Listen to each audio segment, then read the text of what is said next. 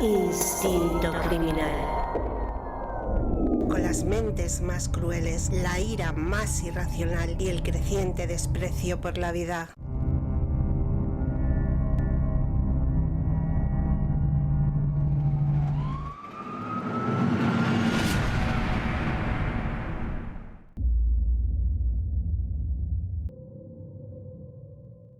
Un directo especial, primero de todo, porque traemos a una persona que viene de fuera, que es de fuera, ahora lo vais a ver, de El Salvador, con lo que con el cambio horario hemos intentado acordarlo todo para que tanto a nosotros nos vaya bien como a él también le vaya bien estar aquí con nosotros en el canal.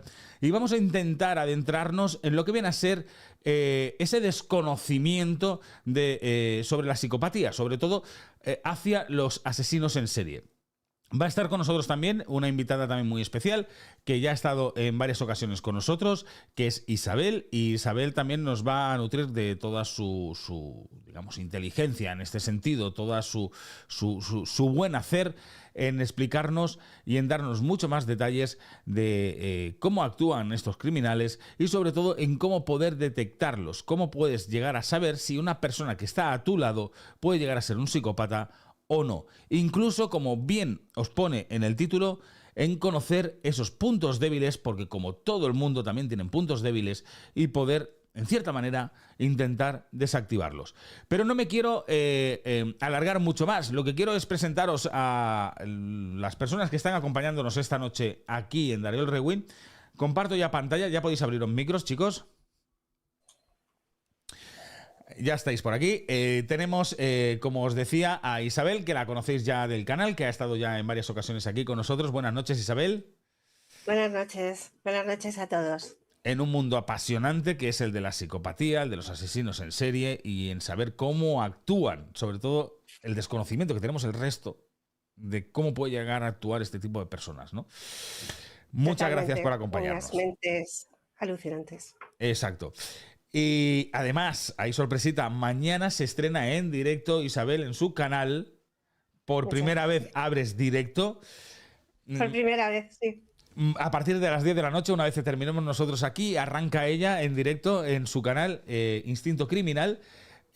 Mañana estará aquí con nosotros un ratito antes de empezar ella el directo, más que nada para hacernos un poquito de hype, ¿no? De explicarnos un poco de lo que vas a hablar, qué es lo que vas a hacer y sobre todo para intentar acompañarte todos los que estemos aquí, intentar hacer la transversabilidad, irnos después a tu canal y poder verte y que nos expliques todo lo que nos tienes que explicar. Muchas gracias. Pero tienes una persona a tu lado, una persona que, como podemos ver en la ventana, es de día. Es de día. ¿Quién es, Isabel? Os presento a Denis, un compañero mío que es psicólogo y psicólogo forense y una eminencia en el tema de la psicopatía. Hemos trabajado juntos y bueno, Denis, te cedo la palabra. Encantado de estar aquí con ustedes y muchas gracias a ti, Isabel, por la extensión y también a Daniel por permitirme venir a hablar de esto que tanto nos apasiona. Y nada, aquí me siento feliz de poder compartir panel con Isabel, que yo sé que también está apasionada por entender este mundo tan incomprensible muchas veces. Es incomprensible, totalmente cierto, es incomprensible. Hoy tenemos un mano a mano entre los dos psicólogos y forenses, con lo que os prometo que hoy va a ser una noche, lo que tengamos por delante de directo va a ser una noche apasionante. ¿Y por dónde empezamos, Isabel? Dinos tú, ¿por dónde podemos empezar? Dinos... Pues mira, supongo que, Denis, si te parece, podemos explicar un poco qué es la psicopatía, ¿no? Tú que eres un gran experto sobre ella, pues para que la gente entienda, porque la gente tiene mucho problema con qué es un psicópata y un sociópata.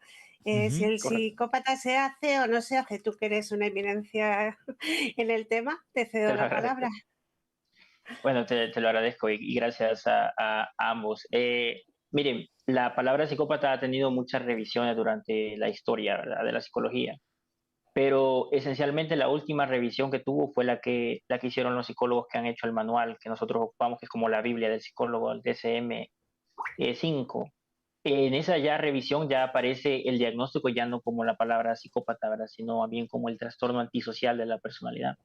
Y la razón por la que se hizo esta diferenciación, por así decirlo, es que podíamos ver dos presentaciones de este fenómeno. Uno, podíamos verlo o bien desde una persona que nacía con este diagnóstico e iba presentando las migajas que le iban dando y desarrollando el diagnóstico como que si fuera bipolaridad, esquizofrenia o alguna otra forma de diagnóstico. Y tenían otra presentación que ya eran personas que habían crecido en ambientes donde había un eje moral bastante inestable, había normas, pocas normas, había que decirles precipitaciones, marginación social, etcétera, etcétera.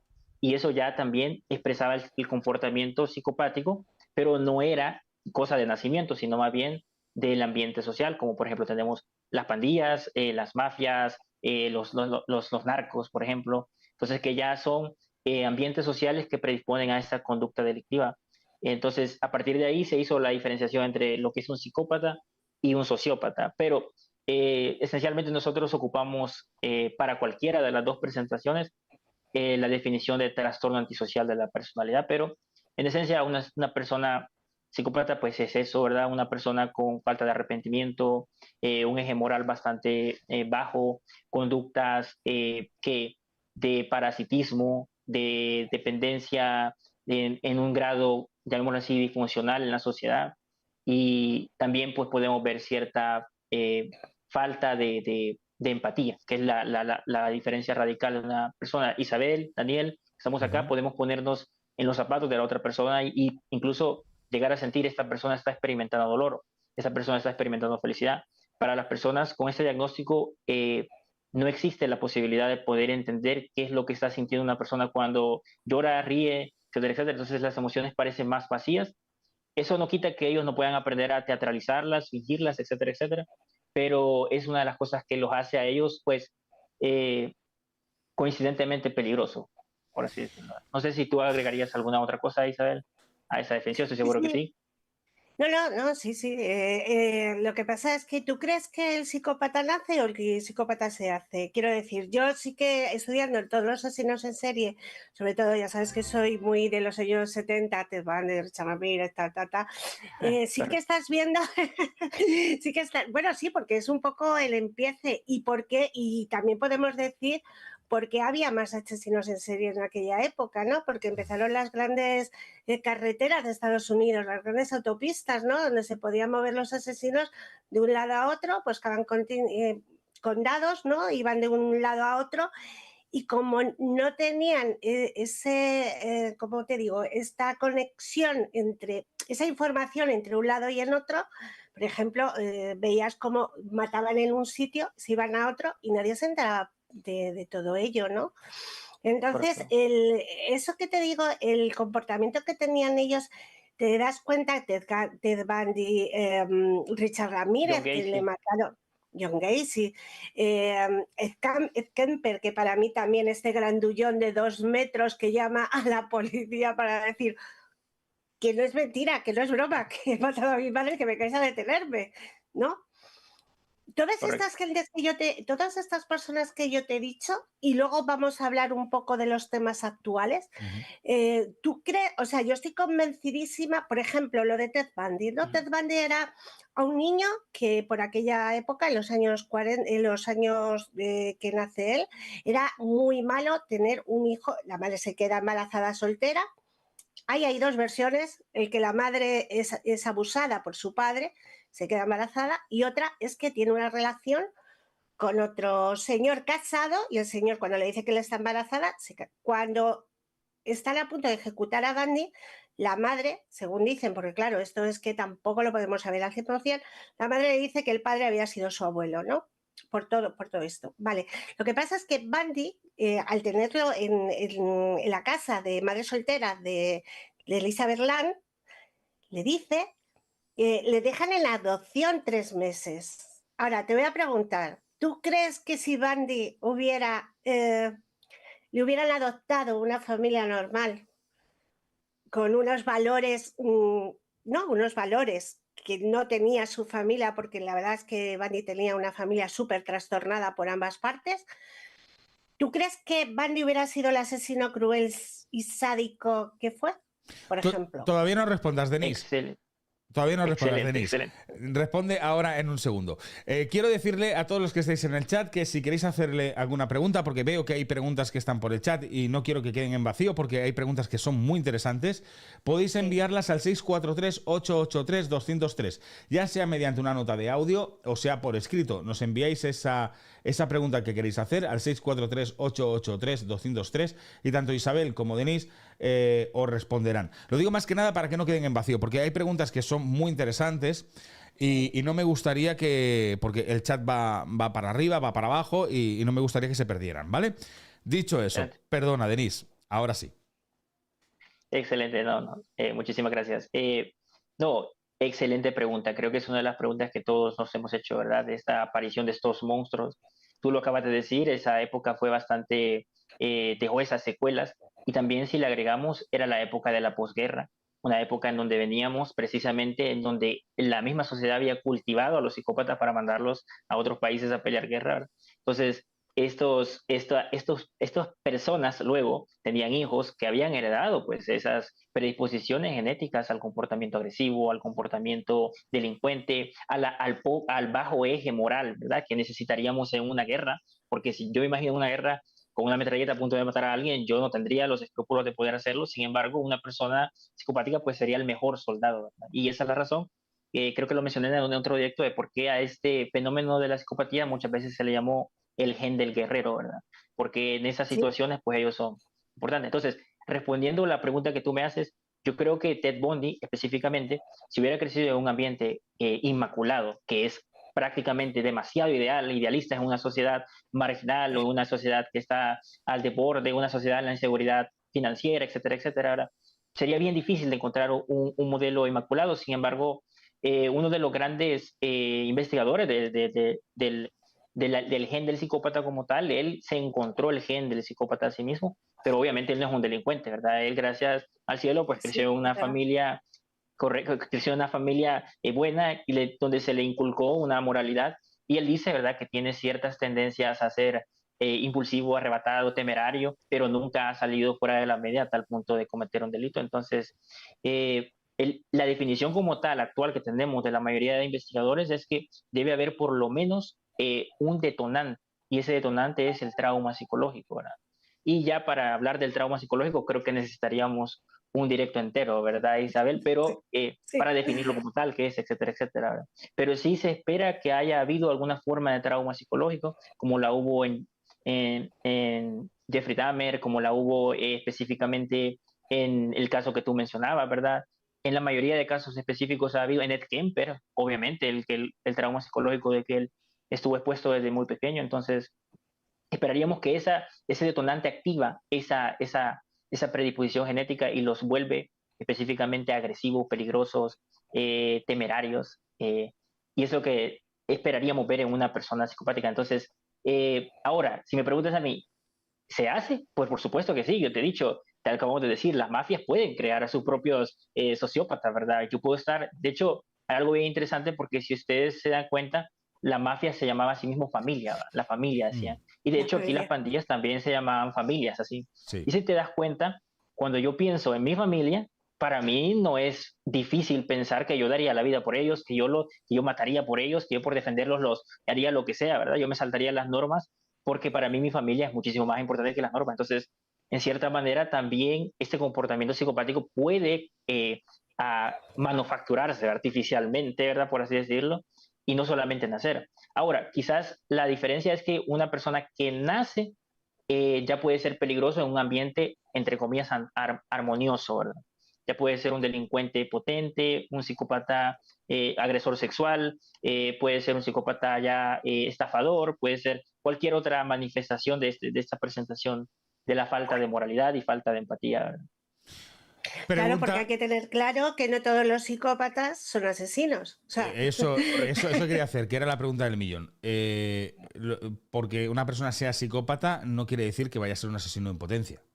Correcto, correcto, correcto, correcto. Puede, tiene que... exacto, se deriva, también se puede derivar a otras, o sea, incluso hasta hasta un psicópata puede llegar a ser una persona normal, aunque tenga esa psicopatía, quiere decir, con un comportamiento Correcto. normal, narcisista, con falta de empatía, pero puede tener una vida normal y no tiene por qué cometer un crimen. Correcto, no, de hecho, en algunos estudios se ha encontrado que en la falta de empatía, rasgos psicopáticos que tú encontrarías solo en un psicópata, fueron encontrados en grandes empresarios de grandes empresas europeas, por ejemplo, ¿verdad? Entonces, el comportamiento temerario, el arribismo, la falta de empatía, si te das cuenta, son cosas que te hacen crecer en un sistema que promueve la competencia, ¿verdad? Y muchas veces esa competencia, pues, en cierta medida puede llevar a faltas de ética. Tal vez no faltas en la criminalidad, pero a lo que quiero llegar es que no necesariamente van a ser los peores seres humanos del mundo, ¿verdad? Muchos de ellos son políticos, muchos de ellos son empresarios, y los más ajustados, por así decirlo, ¿verdad? Los más ajustados, Claro. correcto. Los presidentes de gobierno, Por ejemplo. Correcto. Claro, por ejemplo. porque llegados a ese punto, ¿un psicópata puede ser consciente de que es psicópata? Pues es una pregunta bien interesante. Muchos de los psicópatas, específicamente la mayoría de psicópatas que crecen con el diagnóstico, sabe que hay algo diferente en ellos y lo sabe porque eh, una de las grandes cosas que radica entre si una persona es psicópata o no es que debe haber un comportamiento impulsivo desde los 15 años en adelante. Entonces tienden a ser personas que por lo general tienen antecedentes delictivos, ¿verdad? Son personas que ya han agredido físicamente a otra persona, han abusado sexualmente de una persona, ya hay cierto testimonio de que ellos no saben respetar las fronteras de los demás, no saben entender los límites de los demás, no saben empatizar con los demás.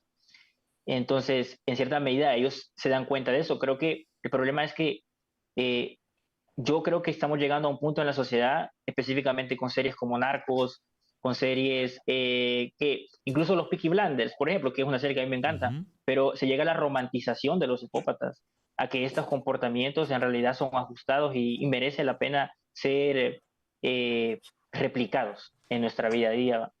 Entonces ese sería, creo yo, el único problema de por qué la autoconciencia no llega a los niveles de buscar tratamiento para estas personas. Porque la sociedad misma dice, no está tan mal lo que estás haciendo, ¿verdad? Tienes un programa que lo vende como lo mejor de lo mejor. Una pregunta, el otro día estaba hablando o sea, estuve en un directo y creo que a Dani se le quedó un poco la cosa así porque dije que para mí Dahmer no era un psicópata y que nunca había tenido que ingresar en prisión. Tenía que haber estado en un centro psiquiátrico para siempre. ¿Estás conmigo o no?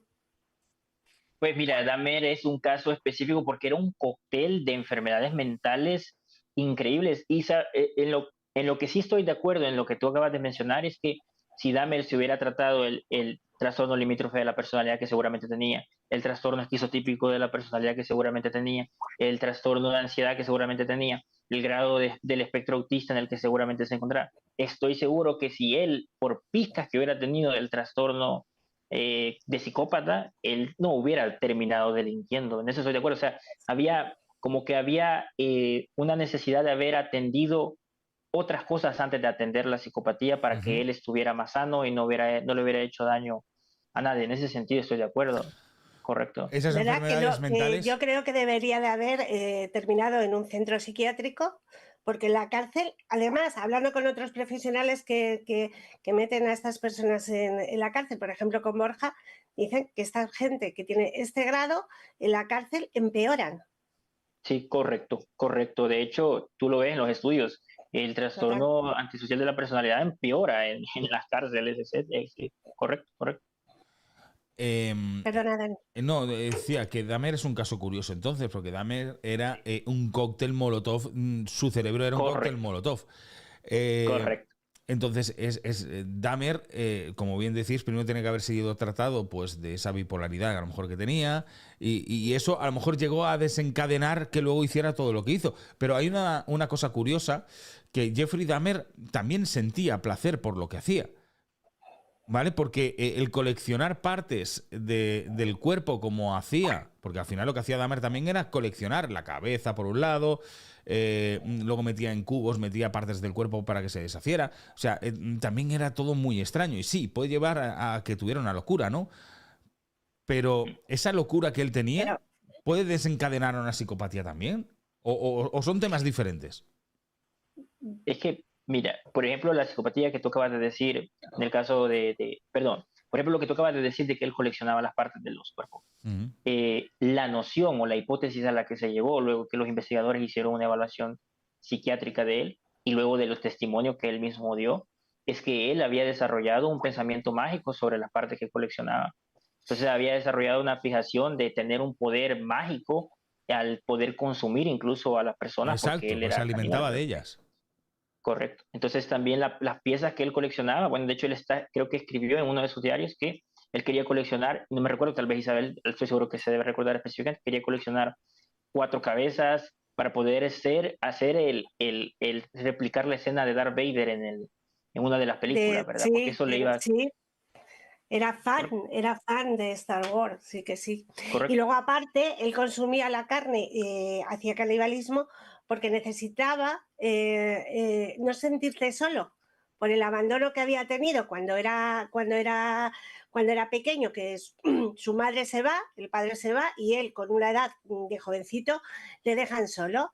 Entonces, la primera vez que mata al autotopista, Ujú. que él me decía que porque tenía preferencia por la carne, es una pregunta que me hiciste a mí y Sí, podemos por la decírsela a gente de Denise, ¿por color. qué tenía de color? Y yo le dije que realmente había matado a las dos y que para mí, bueno, si quieres dilo tú, a ver si coincidimos, porque yo dije una cosa. no, es que, ¿sabes cuál es el problema? Que quizás como mi visión de Dahmer está sesgada, que considero que tenía cierto grado de psicopatía, para mí el hecho de que él consumiera a X persona tiene más que ver con el hecho de que él depredaba en zonas marginales. Esa era mi idea, ¿verdad? O sea, Ujú. buscaba las zonas Claro, donde obviamente nadie iba a hacer un caso por otra persona de color que muriera en la zona marginal que él vivía. Entonces él Ujú. aprovechó mucho exactamente. eso, ¿verdad? Se aprovechó de Esa es la situación, como bien nos decía Isabel, en aquella época, años 70, donde, perdonad, donde las personas de color pues eran más marginales, vivían más en guetos y entonces él se aprovechaba y además que como que la policía no echaba mucha cuenta de que si desaparecía una persona de color pues era como que, bueno, pues ha desaparecido otro, ¿no? Y entonces se aprovechaba de esa situación. Pero como bien estáis diciendo, es verdad que a lo mejor Dahmer podría tener un trastorno mental, porque es lógico, porque al final sí, no, seguramente. alimentarte de un ser humano ya no es una psicopatía, eso es una enfermedad mental. Es Correcto. así, Claro, ¿vale? Entonces, claro. pero claro, si nos basamos en la infancia de Jeffrey, él tuvo también una infancia que era un cóctel Molotov también para convertirse en un auténtico psicópata.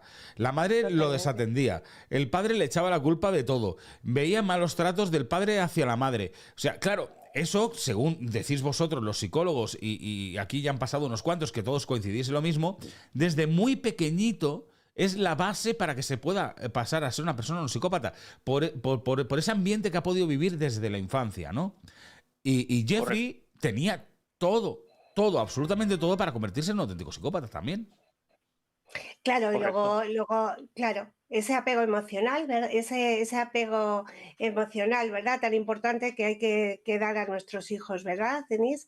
Ese Sí. apego bien hecho. No, Yo lo y que no, te digo de Dahmer, claro, es que el padre estaba como las maracas de Machín. Sí. O sea, ¿o no? Denise, el padre de Dahmer, bueno, acaba de fallecer ahora hace muy poquito. El padre de Dahmer también traía, bueno, es que también era una época, ¿no? Que venía de los años 60 y tal, volvemos otra vez a lo mismo. El padre hacía taxidermia, al niño lo primero que vio Dahmer, cuando a él le alucina es cuando Mm. abre y por qué él, por ejemplo, se masturba con los intestinos de sus víctimas, cuando siente más placer, porque cuando era pequeño la primera visión que tiene es como cuando el padre lo abre, ¿no? Y él ve como el intestino y él ahí empieza como la primera excitación, por lo que yo he estudiado. Ahora tú dime lo que opinas. no, estoy de acuerdo. Es decir, y sabes, ahora que lo mencionan y también lo menciona Daniel, eh, creo que Dahmer es algo bien curioso, bien ambiguo en ese sentido, porque como tú muy acertadamente mencionaste, Isabel, él tenía el trastorno de limítrofe de la personalidad, que uno de los ejes del trastorno limítrofe de la personalidad es el miedo al abandono, ¿verdad? Entonces, Ujú. este miedo al abandono él lo expresó de muchas maneras. Por ejemplo, empezó con un maniquí que no lo abandonaba nunca, ¿verdad? Después Sí. empezó con que, de hecho, su sueño era crear al zombie perfecto, ¿verdad? De hecho, las trepanaciones que él hacía era porque él tenía la idea de que podía crear zombies que nunca lo iban a abandonar, ¿verdad? Pero los terminaba matando y después los terminaba consumiendo para no perderlos. Entonces, en ese sentido, bien ambiguo porque no se parece al típico psicópata que ocupa a las personas, las desecha y las deja ir, ¿verdad?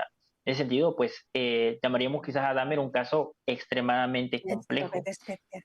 Ahora, Correcto, otra correcto. pregunta que es la pregunta del millón. Porque siempre cuando hablamos de psicópatas, os la hago a los dos, siempre lo enfocamos hacia hombres. ¿Qué pasa? Que no hay Ujú. mujeres psicópatas, no hay mujeres asesinas, no hay mujeres asesinas en serie. ¿Es algo Muy buena pregunta. de los genes del género masculino que haya una diferencia respecto al género femenino? ¿Qué es lo que está pasando? ¿Por qué? Pues miren, hablamos de psicopatía como tal, la que se nace, ¿verdad? Porque ya la sociopatía ya podemos ver a mujeres desempeñarse como líderes de cárteles, líderes Mm. de grupos criminales, etcétera, etcétera. Pero ya hablando de la psicopatía genética como tal, el problema es que este gen se encuentra en el cromosoma X. Y el problema es que, como tú sabrás, nosotros los hombres solo tenemos un cromosoma Ujú. X, las mujeres tienen dos. Entonces, como las mujeres tienen dos pares de este mismo cromosoma, cuando este gen falla, las mujeres tienen otro gen de repuesto que sí funciona. Por lo tanto, las Hostias. mujeres tienden a desarrollar menos la psicopatía que los hombres, que cuando llevamos ese gen ya estamos fregados y ya estamos como que destinados a expresarlo si se llega a presentar las situaciones sociales, el trauma psicológico del que hemos hablado. Sin embargo, eso no quita que hayan habido casos interesantes, como por ejemplo, casos donde una persona, tanto eh, la mujer como el padre hayan tenido el mismo alelo y la mujer le haya podido dar ese cromosoma a su hija en su cromosoma X y el padre también haberle heredado ese cromosoma X dañado y haber creado a asesinos seriales, como por ejemplo es el caso de Aileen Wuornos, no sé Ay, sí, correcto, sí, que sí. hemos hablado, ella era asesina serial, mataba a hombres por placer, ella decía que quería eliminar a los hombres, tenía una figura mesiánica, entonces era algo que tú jamás verías porque la mayoría de mujeres asesinas tienden a matar por otras razones muy diferentes, ¿verdad? Y ella mataba por el placer como que si fuera un asesino serial hombre. Entonces, Ujú. ahí ya podemos ver Sí, una presentación específica de la psicopatía, ¿verdad? No sé, a Isabel, ¿qué piensas? Isabel, sí, también además, sí, sí, exactamente. Además, perdona. no, que quería decir, aprovecho, responde eso y también si me puedes decir qué porcentaje hay de hombre y mujer psicópata, si lo sabes. No, de momento no tengo el dato, les mentiría, pero sí estaríamos hablando, si la población del mundo Temas. tiene 1% de psicopatía, estamos hablando de que las mujeres tienen que ser un porcentaje aún más marginal de ese 1%. Estaríamos hablando quizás del 0,2% de ese 1% de psicópatas que existen en el mundo ahora. Ajá. Madre mía. O sea, así, haciéndolo en mi Sí, a cabeza, Sí, ¿verdad? grosso No modo. tengo el dato un como tal. poco así. Yo no, yo les recomiendo a la gente que está en el chat que vea una película que se llama Monstruo, que es de Daryl Sharon, que es la vida de esta persona y es espectacular. Creo que incluso la actriz ganó un Oscar. Y ahí te muestra perfectamente cómo es la psicopatía de esta mujer. Hay muchas más psicópatas. La viejita, la matea viejitas, la tal, ¿sabes? Que hay muchas. Y españolas, que tú conoces el caso, Denise, ¿qué me dirías María del Juan ha margen? donado Un Ah, segundo, un 5,0 segundo. neutones el super chat. Buen trabajo a todos lo que traes aquí a tu canal. Saludos a todos y todas. Muchas gracias, María. Gracias. Un gracias, besito bueno. muy grande. Muchísimas gracias. Perdonad, continuar. No, ¿qué piensas de estas De asesinas, Maje. ¿no? De Maje, sí. Sí, fíjense que cuando nosotros hablamos con la comunidad de Tribu, en verdad que de acá les mando un gran abrazo, porque siempre bueno, siempre hay un gran recibimiento, Sí, hablábamos de una hipótesis, ¿verdad? La hipótesis cazador-recolector, y es que los hombres asesinos tienden a matar como que si fueran depredadores, ¿verdad? Siempre buscan afuera de la casa personas que no conocen, etc. En cambio, las mujeres tienen una filosofía más céntrica para asesinar.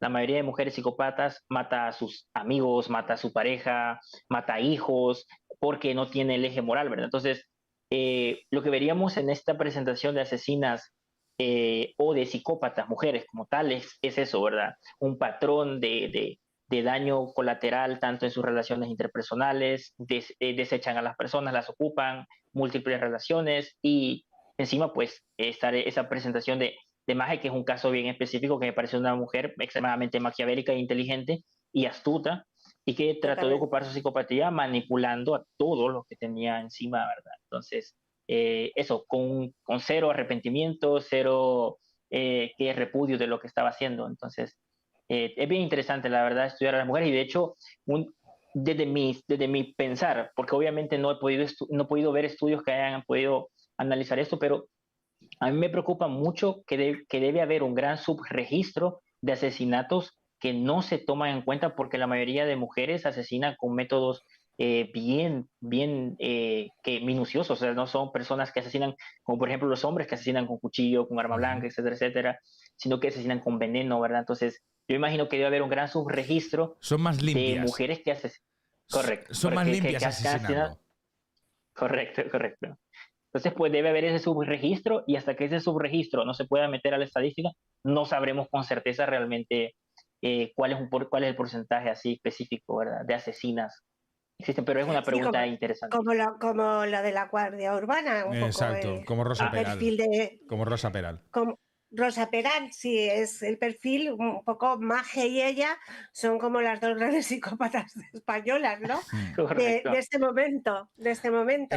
Bueno, Em, Rosa Peral ya es algo sí, fuera. Bueno, y Maje también, ¿eh? es muy Maje. Bueno, maquiavélica Sí, las Rosa dos, Peral. es que son tal para cual. A ver, Mm. tenemos las primeras preguntas que nos están haciendo por el chat, ¿vale? Que nos han pasado por el WhatsApp. También deciros que tenemos en el chat a una persona que dice que estuvo con una mujer psicópata y que en breve vamos a recibir un audio de él que nos va a explicar un poco cómo lo vivió. ¿Vale? Lo digo porque el chat está un poquito que arde. Es Rey Óscar I de Barcelona, es el seudónimo que tiene en el chat. Y ahora nos va a mandar una nota de audio. Pero antes, tenemos por aquí unas preguntas que os querían hacer. Dicen, por ejemplo, a los dos, lo hago a los dos. Dice, ¿Garavito fue un psicópata o sociópata? Dios mío. ¿Vale? ¿Fue un, No sé si un quieres entrar, psicópata Isabel, ahí, primero. o No, psicópata? no, Espera, que termino. Garavito, sí. ¿O existe el término psicópata sociata? Sociópata. Este elemento fue, además, un inverosímil embaucador, mentiroso y uno de los asesinos más grandes de la historia. Sí. Ahora, cualquiera de los Bueno, dos podéis preguntar. Ahí podéis responder. No, yo empieza. en mi opinión, definitivamente que sí, y no solo eso, sino que ha tenido una presentación específica, porque es algo que no suele platicarse. Pero tú muy bien lo mencionabas al principio del directo, Daniel. No todos los psicópatas van a asesinar, algunos asesinan, otros no, pero otros son agresores sexuales. Y Ujú. una que pasa desapercibido de forma de psicopatía es la psicopatía sexual, ¿verdad? Entonces, obviamente esta persona tenía tanto la agresión sexual como también los asesinatos, ¿verdad? Y había la idea es que él era un psicópata como tal, no había otra manera de presentarlo, no creo que él haya sido creado por su contexto ni nada por el estilo, aunque obviamente él debió haber tenido, no recuerdo muy bien su historia de infancia, pero debió haber tenido una historia extremadamente llena de trauma psicológico y abuso, ¿verdad? Sí, había abusos por parte de su padre, le pegaban, le abusaron, le violaron, o sea, todas esas cosas. Y luego es que nos quedamos con Garavito, pero Garavito fue horrible. Pero hay un psicópata por ahí ruso que se llama Chikatilo, que le anda la zaga, ¿verdad? ¿Verdad, Denise? No conozco Chikatilo. ese caso. ¿No conoces Ese Chikatilo? caso. Bueno, Chikatilo es Mm, un psicópata ruso que es igual que Garavito. Mataba a los niños en un bosque y se cargó pues casi a 400. O sea, fue algo, los mataba, los violaba, los cortaba la cabeza, o sea, hacía totalmente eso. Es muy parecido a Garavito. Garavito, pues mira, Garavito, el psicópata, es que fíjate, es que cuando un psicópata agrede a niños y mata a niños, ¿eh? Y agrede Otro nivel. sexualmente a esos niños, es otro nivel, ¿verdad? Yo os quería preguntar, ¿un violador también sería considerado psicópata? Depende si es un patrón de repetido de abuso sistemático y no es un abusador sexual de un evento. Por ejemplo, una persona que abusó a alguien en una fiesta y Ujú. luego pues se dio cuenta, se arrepintió, etcétera, etcétera. Obviamente sigue siendo un abusador, pero no es el patrón que veríamos en una persona que comete sistemáticamente abusos tras abusos, O sea, que busca a víctimas vulnerables, Ujú. a zonas marginales, etcétera. o sea, sería Entonces, como, por son ejemplo, diferentes. como un asesino en serie, o sea, quiere decir, pero en violador. Por Violadores. ejemplo, aquí en España Correcto. tenemos varios casos, el violador del chándal, el violador del punchet, hay varios violadores que sí que han tenido una carrera dentro de Correcto. ese tema, ¿no? Que es la violación. Entonces, eso también sería considerado un psicópata, porque al final muchas veces lo que pensamos es el psicópata, el asesino, ¿no? Y no tiene No, por qué ser claro. un asesino, sino también un violador. Que Correcto. Claro, y solamente luego haya hecho ahí eso. está mucho el arrepentimiento, ¿no? La carencia de moralidad. Yo no me arrepiento, y cuando tú no te arrepientes de algo, cuando es algo tan grave, es porque ese grado de psicopatía la tienes, ¿no? Porque no tienes remordimiento, no te remueve nada. O sea, es que da lo mismo. Cosificas, ¿no? La palabra cosificar que tanto se usa, Denise. Correcto, no, estoy completamente de acuerdo y eso es otra presentación de esta calidad de psicópata, ¿verdad? No matan. Y de hecho, le voy a decir algo bien interesante. En las tipologías, la mayoría de violadores que asesinan tienden a ser sadistas y asesina no tanto por el placer que le conlleva asesinar, sino porque el dolor que le inflige a sus víctimas lo lleva a matar a sus víctimas, ¿verdad? Entonces es como que si no es, el objetivo no es matar a la víctima, sino más bien causarle tanto dolor para que yo pueda sentir más placer, y es cuando las víctimas mueren, ¿verdad? Entonces es algo bien interesante porque nos ayudaría a entender ese caso sobre el que se hace la pregunta, ¿verdad? Sí, y luego, Claro, y ahí podemos... Ah, perdona. no, Sí. referente a eso que estáis comentando, por ejemplo, el deciros, pero siempre estáis diciendo que el psicópata busca ese placer, pero es un placer efímero, dura décimas de segundos, o sea, al final no es el placer que ellos querían, ¿no? O sea, y lo hacen. Entonces se convierten en repetitivos, así, en ese sentido, porque están Claro, buscando ese pues placer tienes razón. constantemente. Correcto. Claro. Ahí lo decía Ted Bundy, ¿no? Cuando veo cuando miro a los ojos, es que tiene una frase, Sí, cuando miro a los ojos, cuando estoy apretando el cuello de una mujer, Ujú. le abro los ojos y veo su último suspiro, me creo Dios. O sea, es que, correcto. mira, todavía se me ponen los pelos de punta, qué frase, ¿verdad? Y por eso repiten, por eso los asesinos y los seriales repiten, porque siempre la próxima vez será mejor que la anterior, Es lo que ¿verdad, esperan, Denis? es lo que esperan. Siempre buscan, claro, siempre buscan el placer más. Y ahí podíamos entrar también de lo que estaba hablando él del sadismo dentro de la tríada oscura, ¿no? El cómo, por ejemplo, una cosa que me gustó mucho que te escuché en un directo fue cómo un ladrón no es un psicópata, pero puede llegar a ser un psicópata. Correcto. Si quieres comentarlo, me gustó mucho esa exposición que tú hiciste. Sí, no te lo agradezco mucho, Isabel. La verdad que tesoro mucho las palabras que siempre tienes para mí. No, te comentábamos, ¿verdad?, de que la diferencia entre una persona que asesina tiene que ver con que a lo mejor un ladrón sí tiene ese narcisismo para poderle decir a una persona, esto que esta persona tiene me pertenece a mí o me va a servir más a mí, ¿verdad? Es decir, me importa más lo que a mí me pase que a la otra persona, es un narcisismo, ¿verdad? Y voy a tener el maquiavelismo, que es que si yo no lo tengo, lo voy a obtener, y si no puedo obtenerlo por medios legítimos, lo voy a obtener el robo, el hurto, etcétera, etcétera. Ahí tenés el maquiavelismo, ¿verdad? Pero no llega a la psicopatía porque un ladrón, como tal, decide, no, pero no lo voy a asesinar. Solo le voy a robar su pertenencia, solo le voy a robar lo que yo creo que es mío. Por lo tanto, solo hay una exposición del narcisismo y el maquiavelismo, pero no una exposición al máximo de la psicopatía, ¿verdad? Que ya sería un ladrón que decide, no, lo voy a matar porque para qué me voy a andar yo haciendo problemas, solo lo mato, le quito todo lo que anda y me sirve más a mí, ¿verdad? Entonces, eso, ¿verdad? Y de hecho, si ustedes se dan cuenta, también no estamos hablando de los otros psicópatas, que de hecho no se habla nada, pero de los grandes estafadores, de los lobos de Wall Street, ¿verdad? Que le Sí. venden hasta a la abuelita que se está muriendo las cosas más caras, pues, con tal de sacar los resultados, que también son y entran No tiene en esa sentimientos, ni empatía, ni nada, reincidencia. nada. Correcto. Claro. Tenemos otra nota de... bueno, ha llegado la nota de audio y tenemos otra pregunta aquí en el chat. Voy a leeros la pregunta, respondéis y luego si queréis escuchamos la nota de audio que nos han enviado, ¿vale? Dice, buenas tardes. Pregunta, ¿un psicópata es capaz de comprender su ausencia de empatía y otras sociopatías? Gracias. Bueno, se parece mucho a la pregunta que tú hiciste, es verdad. Un psicópata se da cuenta de que es un psicópata. Yo creo que lo que pasa con los psicópatas, lo que sucede muchas veces con la mayoría de trastornos que tiene una deficiencia en el área social, es que la mayoría de problemas solo suelen ser enmascarados.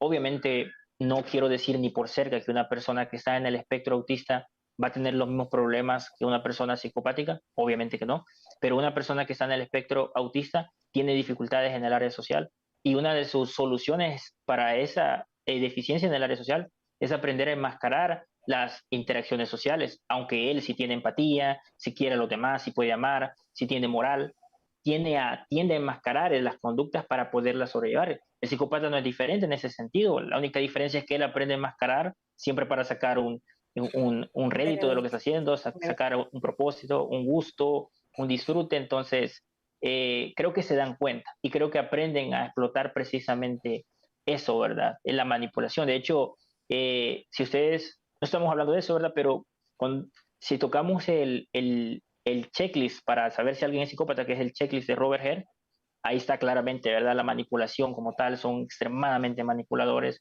Si no, pues ahí está el documental de la Guardia Urbana, el que hicieron con ella, que ella es la víctima ahí de la historia, ¿verdad? El de Netflix, hablas, ¿no? Extremadamente.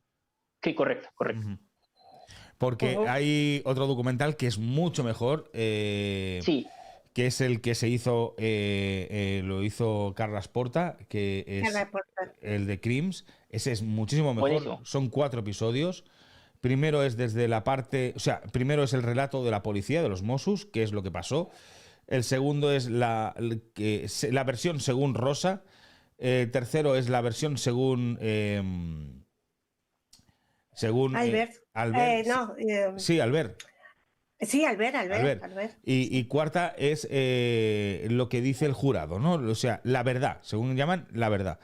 Y es bastante superior a la de Netflix, porque Netflix fue una auténtica manipulación total. Intentar poner como víctima a Rosa Peral en ciertas cosas, en ciertos puntos.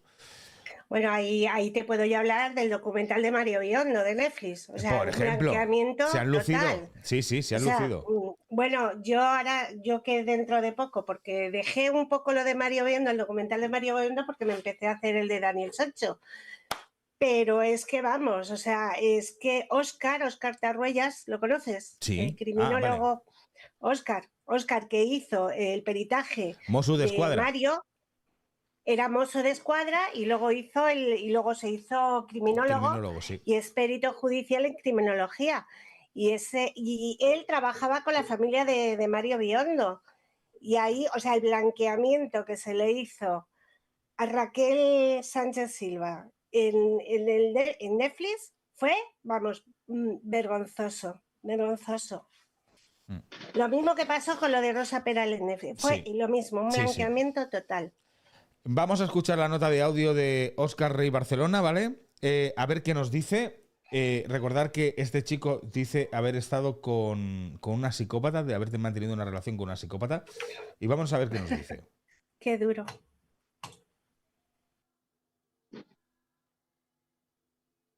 ¿Lo escucháis? No, ¿verdad? Vale, espera un segundo. Que no sé, ir comentando que no sé qué ha pasado. Un segundo. Ahora vuelvo a pedir paso. No, ¿qué es lo que te digo? El blanqueamiento, bueno, pues ahí llegamos un poco al día de hoy, ¿no? El blanqueamiento que le están haciendo a Daniel Sancho a favor de... O sea, aquí, ¿qué víctima hay? Todo el mundo dice, es que hay 2 víctimas. No hay 2 víctimas ni 4, hay una, que se llama Edwin Arrieta. Bajo mi modesta opinión, que todo el mundo puede debatir conmigo lo que quiera, pero aquí al único que no pidió que le mataran y le descuartizaran y le hicieran todo lo que le hicieron fue Edwin Arrieta. Exacto. Bajo mi modestísima opinión. Y ese blanqueamiento de las redes, de la televisión y de todo, o sea, me parece patético. Porque, bueno, ya esto lo vamos a dejar un poco en stand-by porque podemos luego entrar en lo que tenemos hablado ahí. Sí, sí, porque todavía nos ¿Vale? queda bastante de qué hablar. Sí. Vamos a escuchar la nota de audio de Óscar, ya ahora sí que la hemos Perfecto. recuperado, vamos a escucharla y luego tenemos otra también de Eva, que también la vamos a escuchar, ¿vale? Que hay mujeres psicópatas. Lo que pasa que, al igual que el cerebro de una mujer no funciona igual que el cerebro de un hombre, la psicopatía de una mujer no es la misma que la de un hombre. Normalmente, por lo que yo he podido comprobar, son muy inteligentes y además usan esa inteligencia,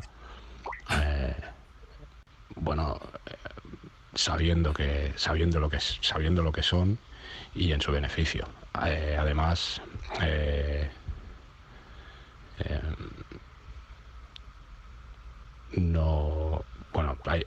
puedo explicar miles de experiencias, pero bueno, una de ellas es eso, que cuando a veces preguntas, además lo hacía sin querer, porque todo esto me he dado cuenta yo bastante más tarde de cuando nos separamos. Pero por ejemplo es eso, cuando haces alguna pregunta, a la primera ya por ejemplo se enfadan o te insultan o te dicen que eres un paranoias o te dicen que te estás montando una película, por ejemplo, que es lo que me pasaba a mí cuando, tuve bastantes veces que me mentía, pero yo confiaba mucho en ella. Lo que pasa que preguntaba o preguntas, pues ¿qué tal ha ido? Preguntas nimias que a veces solo con esas preguntas ya saltaba. O, por ejemplo, me tenía que decir algo y sabía que había hecho algo mal y sabía que yo lo iba a descubrir, y antes de que yo lo descubriera me lo decía, pero me lo decía de alguna manera para que yo no pudiera reaccionar.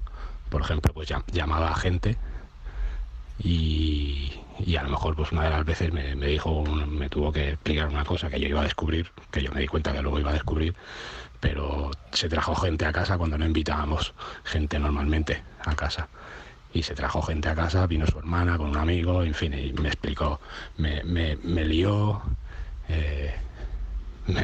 me casi emborrachó también, y luego me lo explicó además.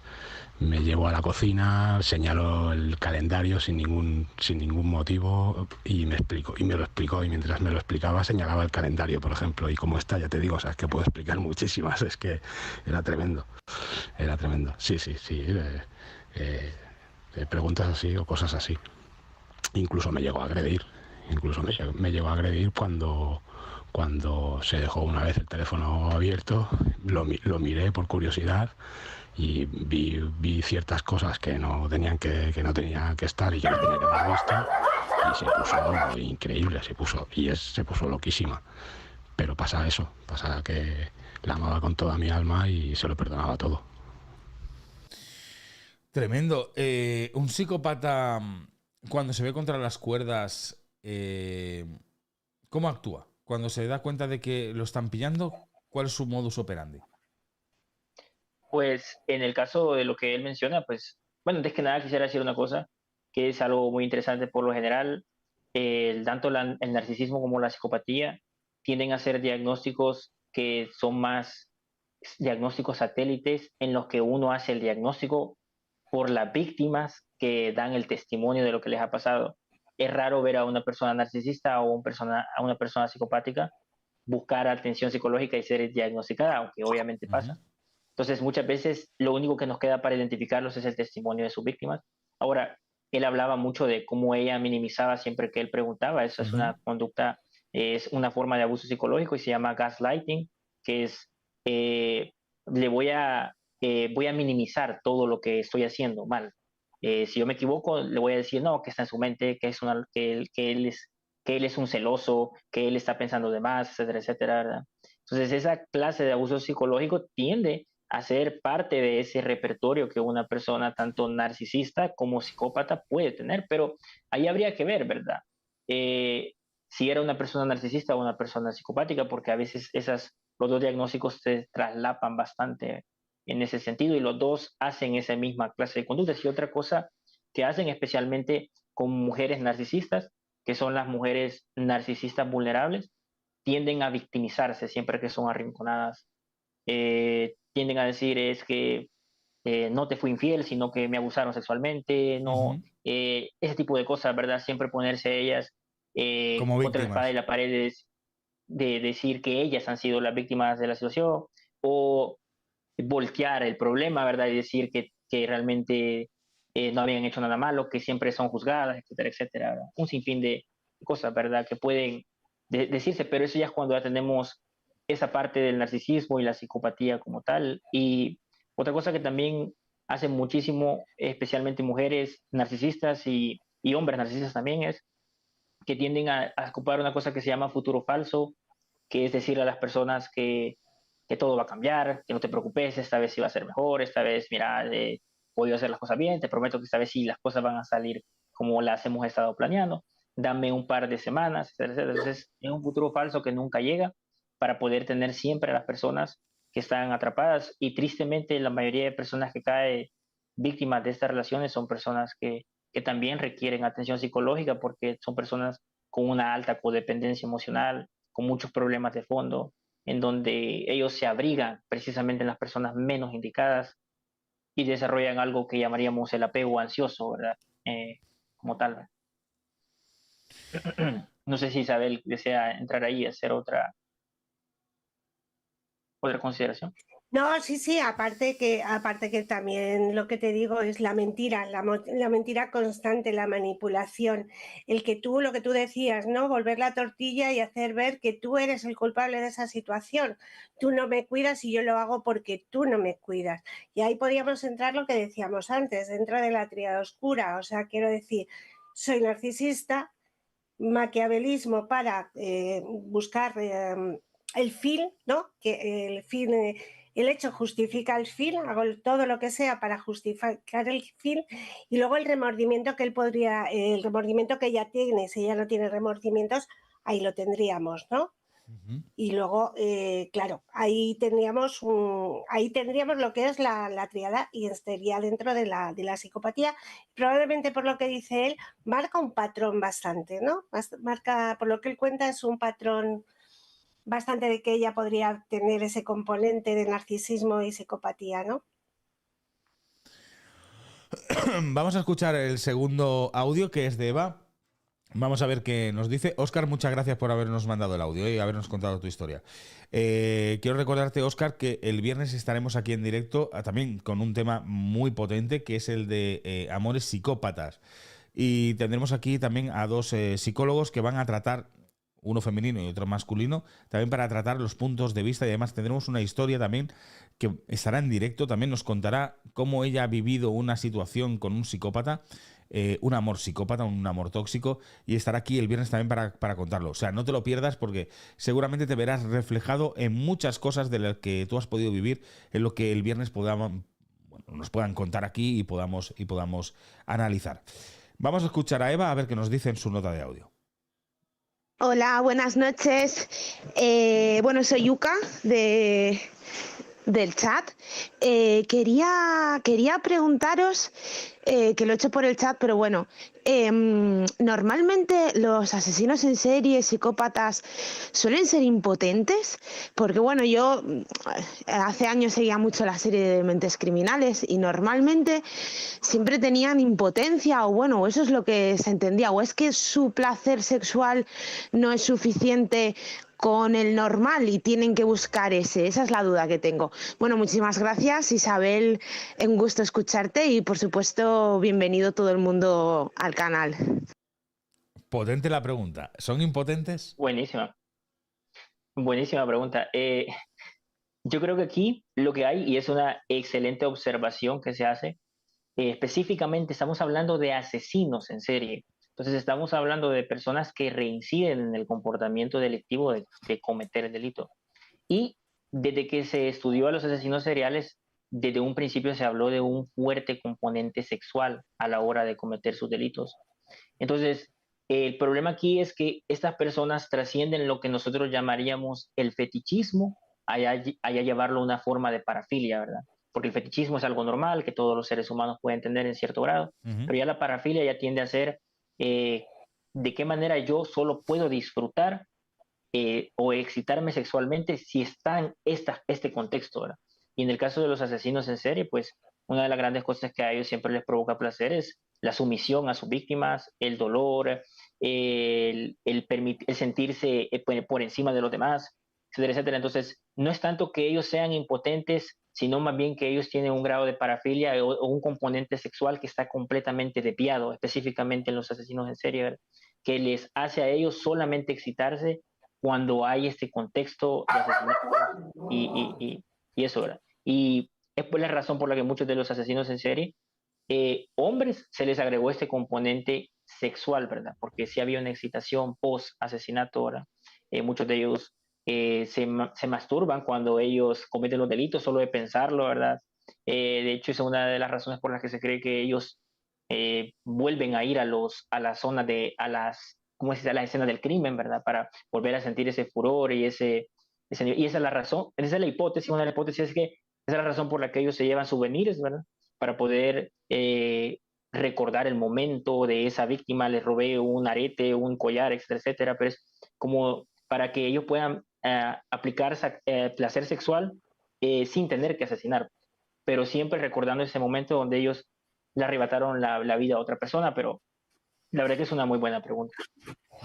Claro, y impotentes no son, porque sí que sí pueden tener ese tipo de relaciones, pero siempre teniendo en su imaginación lo que tiene. Por ejemplo, Ted Bundy, para poder tener relaciones con su pareja, ella se tenía que hacer la muerta, porque si no, no se excitaba. Ed Kemper cortaba a las víctimas la cabeza. De hecho, se hizo una felación con la cabeza de su madre cuando la mató. No. Fijaros, sí, sí. Correcto. Uf. Sí. Y con la amiga, después llamó a la amiga, le cortó la cabeza y se hizo una felación, ¿sabes? O sea, le hizo lo Pero mismo. con la amiga. madre. Con la madre, sí.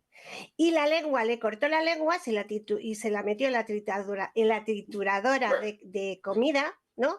Estas que tienen los americanos, para decir ya no vas a hablar más, como que estaba muy harto de oírla. O sea, tú fíjate el grado que tienen de sadismo y de tal, sí. Y Ted Bundy hacía eso. Y, por ejemplo, en muchos casos de todos ellos siguen llevando ese mismo perfil, ¿verdad? Para tener ese tipo de relaciones sexuales y este tipo de excitación. Mira, hay una cosa que en el caso de Marta Calvo, ¿sabes quién es Marta Calvo, verdad, Denise? Lo has tratado con la Más o chica menos. que...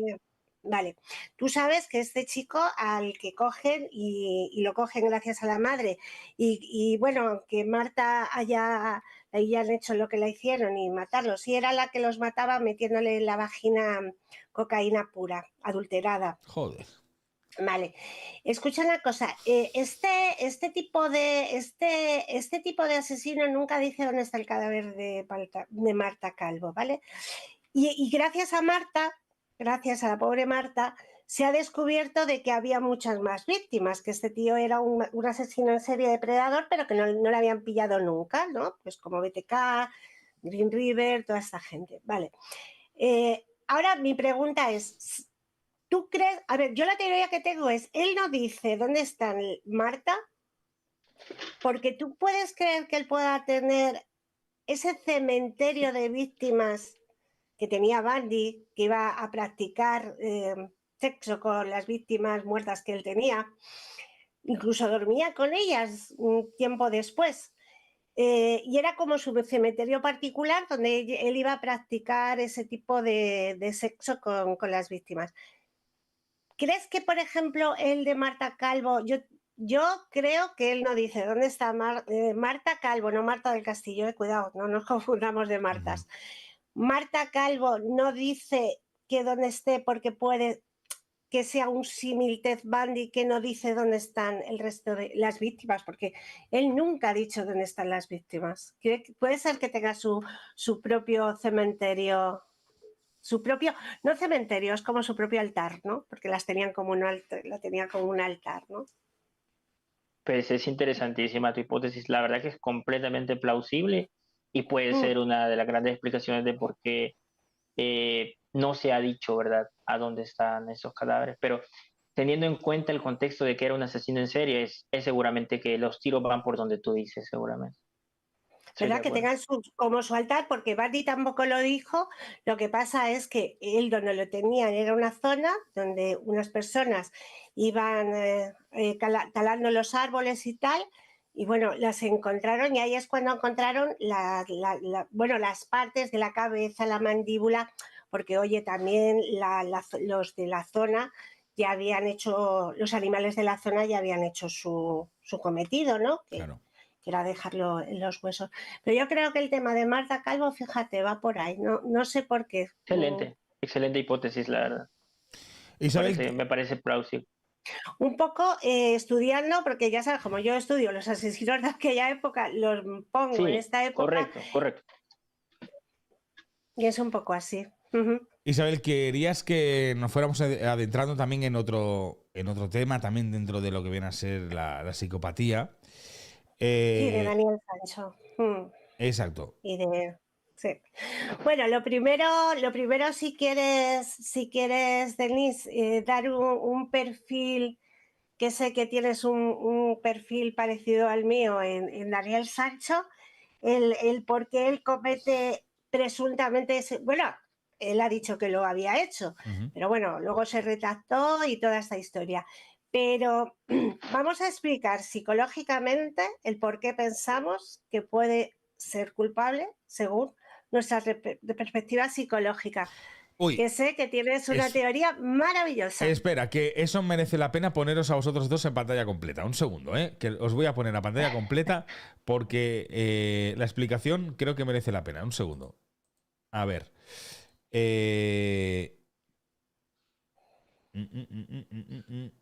Un segundo. Solamente un segundo, que quiero hacerlo bien. Un momento. Aquí.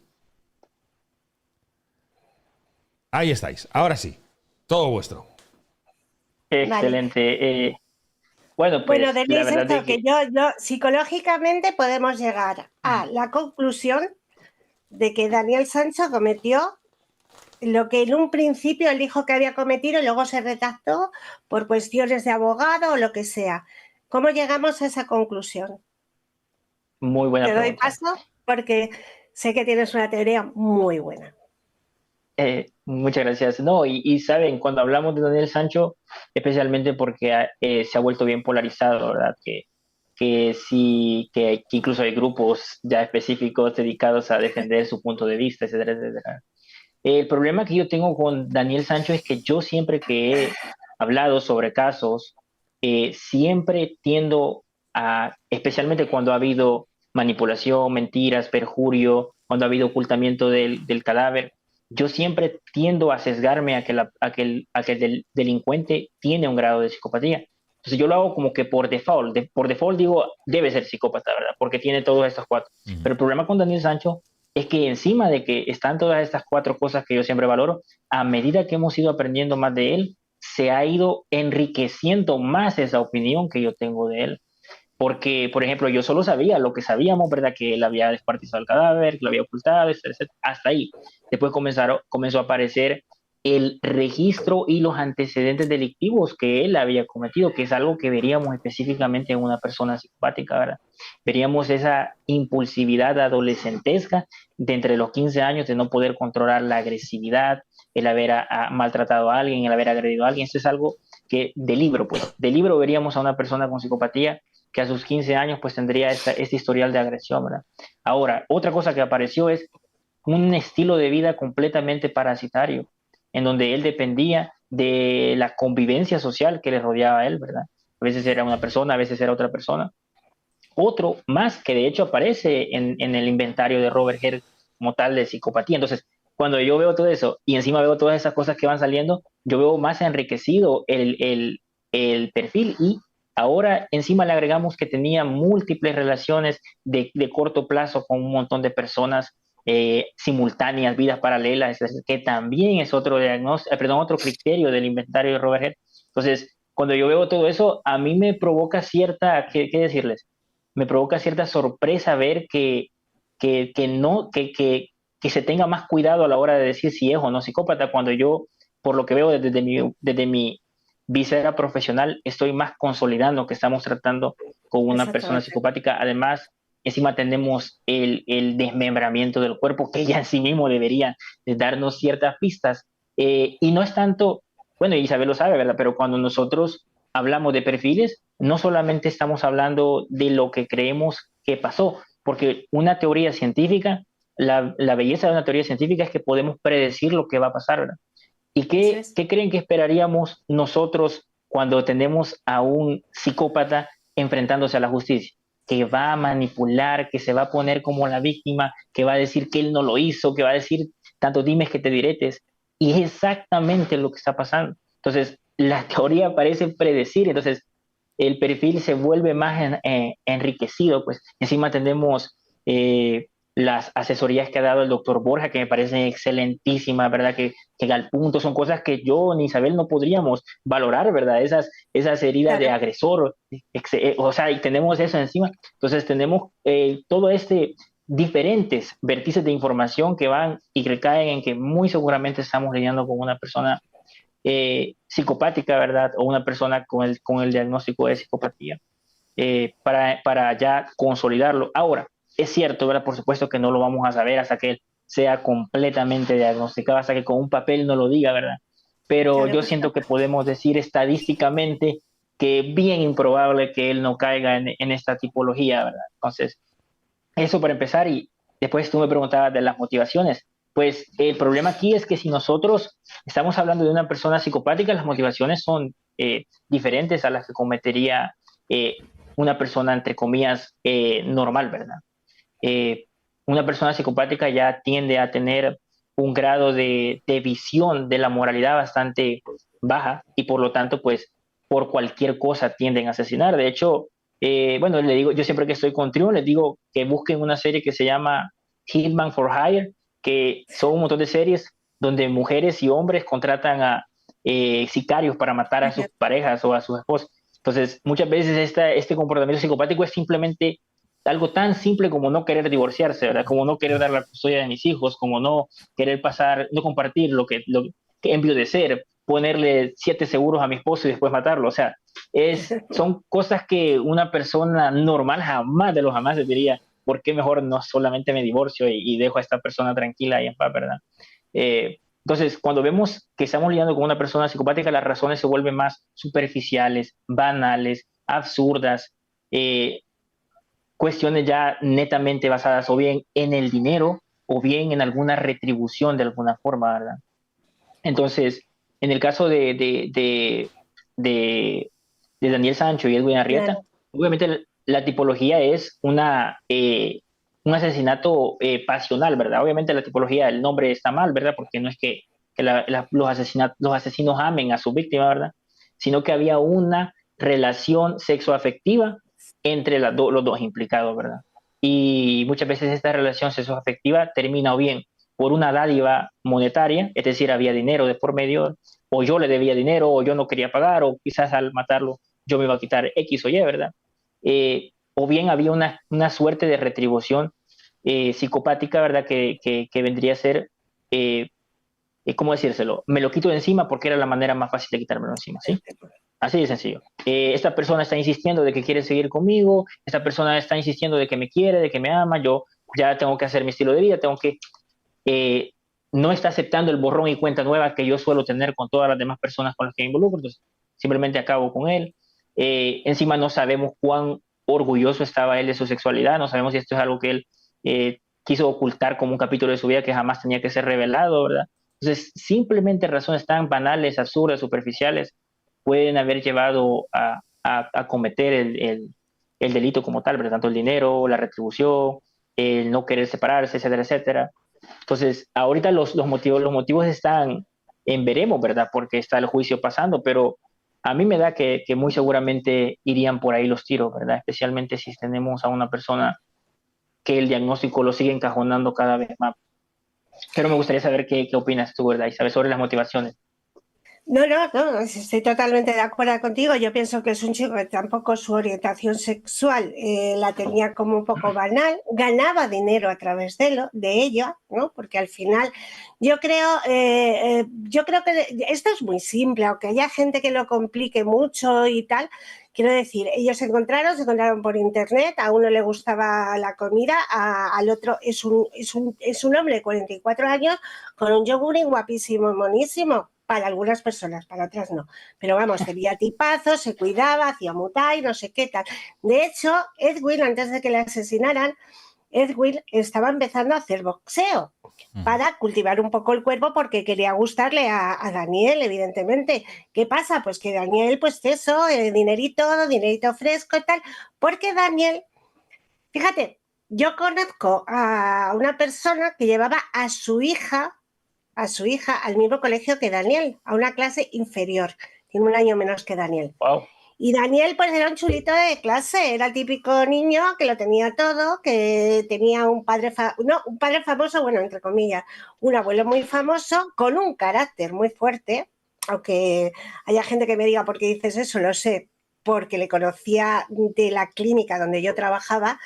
Y bueno, porque también, Denise, ¿verdad que hay gente que cuando es muy famosa y tiene a lo mejor ese gen que puede llegar a Daniel, que es genético, ese carácter, ese egocentrismo, el yo soy un gran actor, puede cultivarse en el niño, ¿no?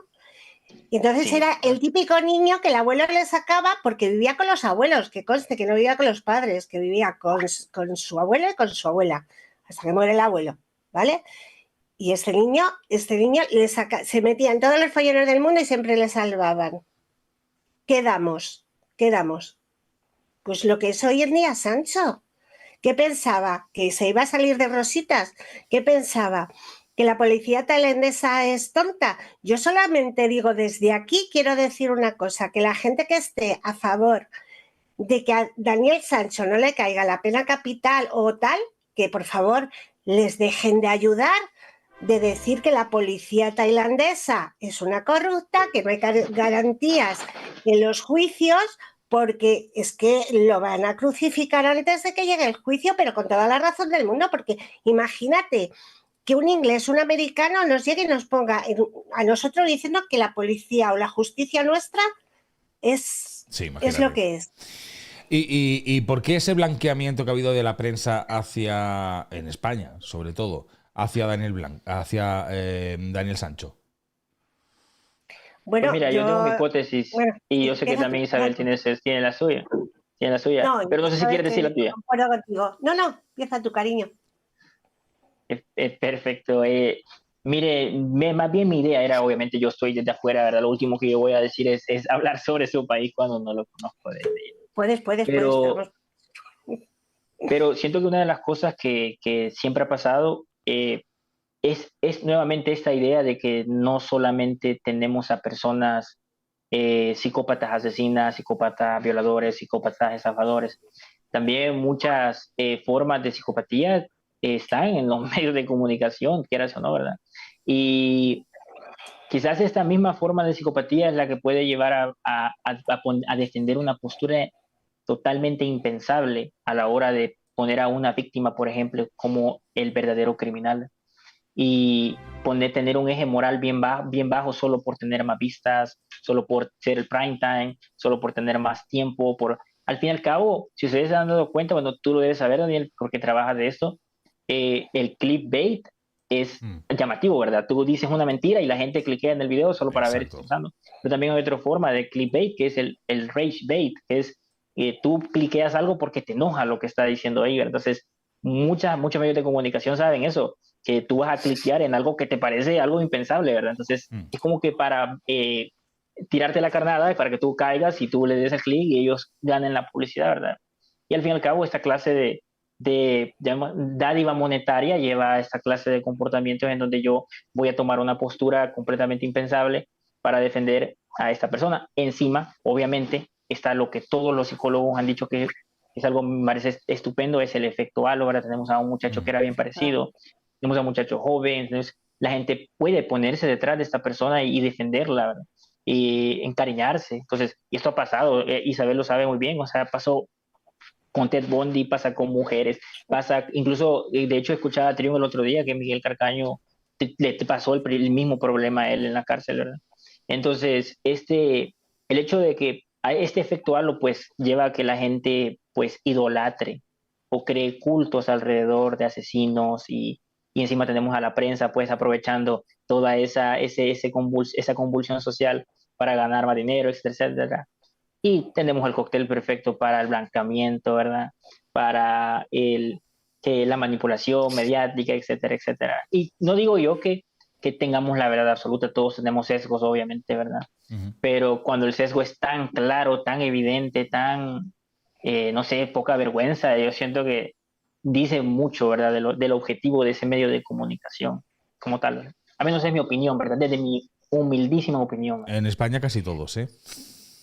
Bueno, lo que pasa es que nosotros sabíamos que Daniel iba a retraerse, sabíamos, o sea, lo que ha pasado ahora, lo que decía antes Denise, es que nosotros sabíamos lo que iba a hacer, porque es un manipulador, un mentiroso compulsivo, sabíamos lo que iba a hacer, iba a dar lo que decía, ¿cómo se llama? Rey, ¿no? Rey.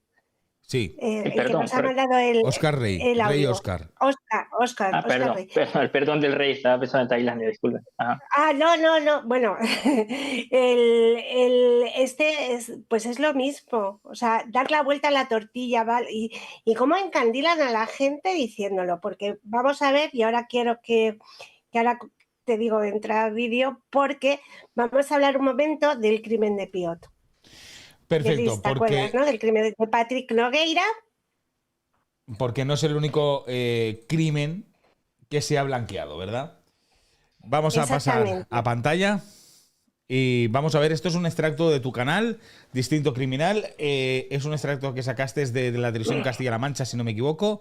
Una investigación que hice, sí. Exacto, donde vamos a poder ver un blanqueamiento como el que se ha estado haciendo a Daniel Sancho. Damos al play, lo vemos y muy atentos. Casa que está totalmente vacía, de hecho, o sea, se supone que ahí vive una familia, que hay bebés incluso, y a priori parece que no se encuentran ni pañales, simplemente se dice que se encuentra Estaban un paquete de paso y querían galletas. buscar otro destino, quizás se Estaban pueda de paso, sospechar. quizá no era incluso una vivienda habitual, por así decirlo. Si ya llevaban una semana, 10 días allí, que no haya rastros de vida en aquella casa llama muchísimo la atención. Y que las puertas estuvieran sin forzar, que no hubiera ningún tipo de... Así es. ¿Eran conocidos entonces por las personas que estaban allí viviendo? Podríamos manejar que fuera la hipótesis de que fueran conocidos o bien incluso que no fuera el escenario principal del crimen en este caso. Que no fuera el escenario principal del crimen. Efectivamente. Que las hubieran traído de algún sitio esas bolsas. Quizá podrían estar trasladadas las bolsas, dado que la vivienda está totalmente limpia, además, aparte del hecho de que no haya muebles ni nada, tampoco se supone que aparecen restos, está demasiado limpia. Pero cuando entré en la casa, ha visto mucho sangre. Tenía sangre en la pared del salón, na escalera, en la cocina. Tenía muchas pruebas que Patrick ha dejado, além de su ADN, além de tantas otras cosas, ¿no? Tenemos nuevos datos de la investigación. Al parecer se está centrando en los últimos días, no descarta ninguna hipótesis, pero se está centrando en el entorno familiar, Orlando. ¿Pudiera ser? Entran en la tele y tú ves todos los medios de comunicación hablando de sicarios, narcotraficantes, deudas, drogas, que mi hermano era un irresponsable, que mi hermano debía dinero a toda la gente. Eso para mí y para mi familia fue fatal, fue brutal. Al margen de que temas de drogas, etcétera, etcétera, ¿pudiera ser que un asunto amoroso pudiera llevar a este Pudiera crimen? ser también un asunto de índole más personal, ¿no?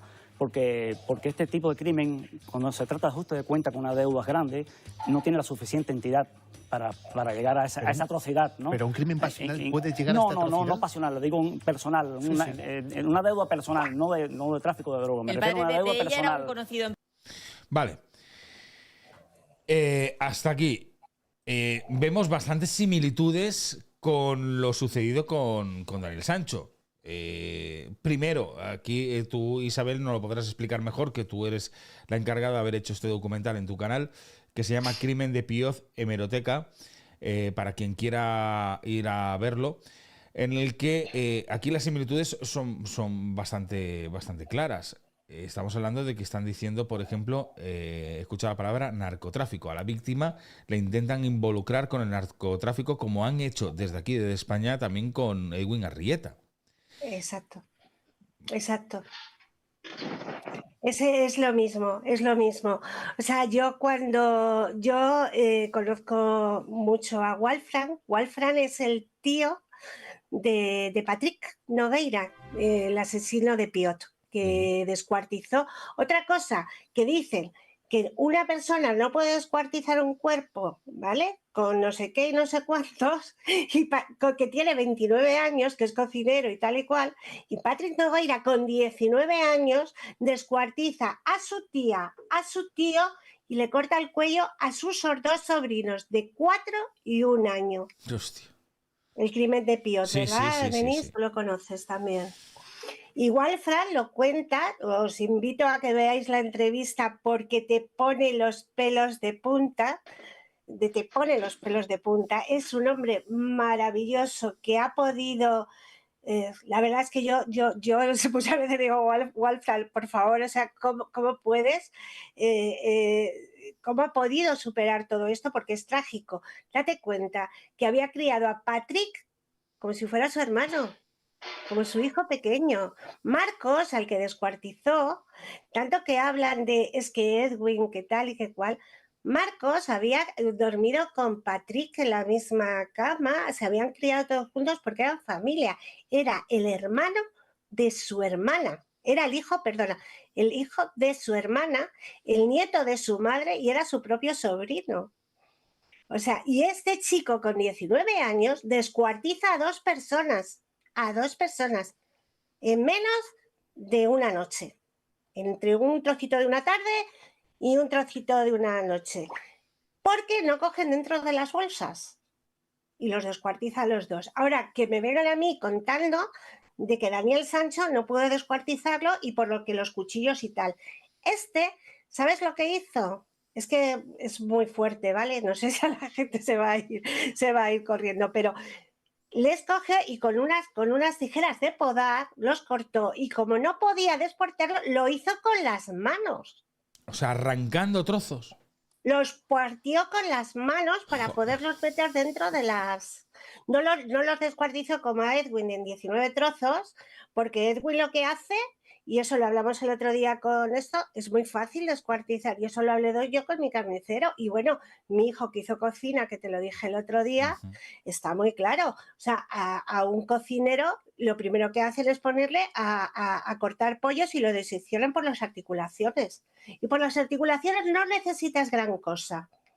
Tú cuando cortas un pollo, sobre todo los enseñan porque a la hora de comerse el trozo de pollo, para no cortarse trocitos de huesos, ¿no? Entonces lo diseccionan por las extremidades, que es lo que hace él, que lo hace en el dibujo, que yo sé, por cierto, Denis, que tú tienes, que si quieres lo puedes decir, Dani, él hizo el peritaje del...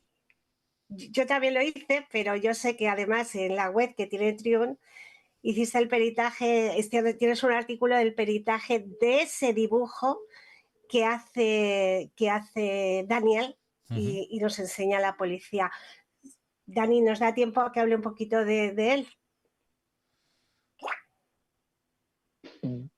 Pero no sé, yo siento que ya, para no quitar mucho el tiempo, lo voy a decir rápido, ¿verdad? Y creo que Isabel es demasiado amable para decir que es un peritaje, pero realmente es más un ejercicio intelectual, Bueno. ¿verdad? Porque, correcto, más que todo es un ejercicio intelectual, porque para un peritaje ya necesitaríamos a la persona. Correcto, la consigna y muchas otras cosas más, ¿verdad? Pero leemos el dibujo, que el dibujo nos dice muchas cosas. Estamos leyendo, ¿no? Ese dibujo. Como leemos cuando los niños nos dan, los papás, mira lo que ha dibujado mi niño, y nosotros lo estudiamos, lo leemos y sacamos una conclusión de ese dibujo. Ahora después os quiero hacer una pregunta, que no me quiero olvidar. Ahora después os la hago, porque la acaban de hacer en el chat y creo que es brutal para que la podáis responder. Pero perdona, continúa, Denis. No, eso sinceramente es en el dibujo aparecieron rasgos de agresividad pulsante, ¿verdad?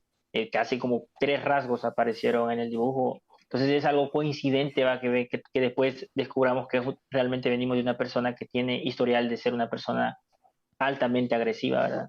Entonces incluso el mismo dibujo por extraño que haya sido el ejercicio intelectual, que lo hicimos solo por diversión, ¿verdad? Porque realmente no tiene validez en un juicio, también replique lo que hemos estado aprendiendo del perfil de él, ¿verdad? Pero es interesante porque sí nos dio, y eso, que lo gracioso es que ese dibujo se analizó muchísimo antes de que aparecieran los antecedentes de agresión y todo lo demás, ¿verdad? Así que eso siento que me parece bien coincidente. Correcto. Entonces, la pregunta que ibas a hacer, Dani, si quieres, Sí. para poder avanzar.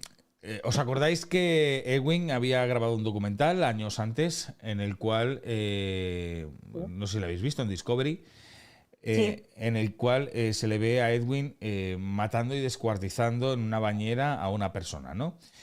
A su presunta mujer. Un suceso real, sí, un suceso real exacto, que ocurrió. Sí. Exacto.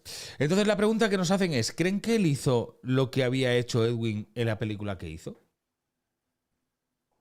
O sea, Daniel Sancho imitó lo que Edwin había hecho en ese documental. Pues la pregunta está correcta. Sí, hay bastantes similitudes, ¿verdad? Y la verdad que es una coincidencia brutal, como tú bien has Es dicho. coincidencia o no lo sabemos, pero sí que es cierto. Le da un golpe en la cabeza. Sí. En el documental se ve como le da un golpe en la cabeza, la arrastra, la lleva a la bañera y en la bañera la empieza a descuartizar y luego se le ve cómo va tirando los trozos por la montaña, ¿no? Va por la carretera, se para con el coche y va tirando en bolsas de basura los trozos. Cuando esto lo hablé con el criminólogo Ramiro, claro, esto no se sabe si ha sido una imitación a lo que había pasado con el coronel en su momento, que luego Edwin hace el documental. Pero claro, él dice, es que pueden ser muchas cosas. Puede ser que Daniel le dijera, pues mi padre es actor. Y él dijera, pues yo he hecho también pinitos haciendo un documental. Y este es el documental. Y porque seguramente Daniel ese documental lo ha visto. Porque seguramente esa conversación de la que estamos hablando ahora, de la que estoy hablando ahora mismo, ha salido entre ellos. De que Daniel le dijera que su padre es un actor y su abuelo era un actor muy reconocido en España. Y seguramente Edwin también dijera, oye, pues yo también he hecho mis cositas en el cine, ¿no? En el cine, en este caso haciendo un documental. Y que se lo enseñara y se lo mostrara. No sé, es que es muy perturbador, lo sé, pero... Sí. Sí, puede ser que haya sido una imitación en el sentido de que es la vida del coronel. Oye, que también puede ser, hay muchos asesinos en serie que son imitadores de otros asesinos, ¿verdad? Que imitan directamente, perfectamente eso. Sí que es perturbador de que lo hiciera de la igual manera en la bañera, en este caso en la ducha, bueno, porque lo tendría ahí y tal, pero bueno, ahí es que, entonces, tendríamos que... A ver, estamos hablando un poco todo porque a lo que es la persona no la tenemos, nos estamos basando en los hechos estudiados como hechos. Está claro, hechos pero... que tenemos, información. Pero es mucha coincidencia. Sí. También estaríamos hablando de mucha coincidencia de los actos sean exactamente los mismos. Golpe a la cabeza, arrastrar, descuartizamiento, la bañera y tirar los trozos por ahí.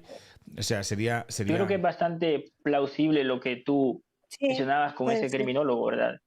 De que en algún momento haya podido salir la conversación, ¿verdad? Y que él haya tomado inspiración de todo esto que él vio en ese mismo documental, ¿verdad? Es muy plausible, la verdad. Y la verdad que es sorprendente todo lo que encuentra la policía del internet, ¿verdad? Por ahí. Es alucinante. Me parece interesante y fascinante. Es alucinante. Sí, puede ser que haya sido una imitación y que lo hubiera querido hacer como... Pero no lo sabemos con certeza. Claro, no lo sabemos con certeza, pero fíjate ahí, Denise, ahí tenemos un cielo abierto de cómo hace algo, entonces estaría súper premeditado. Correcto. O sea, es que lo hubiera premeditado. A ver, pero ¿tenéis duda de que sea premeditado? No,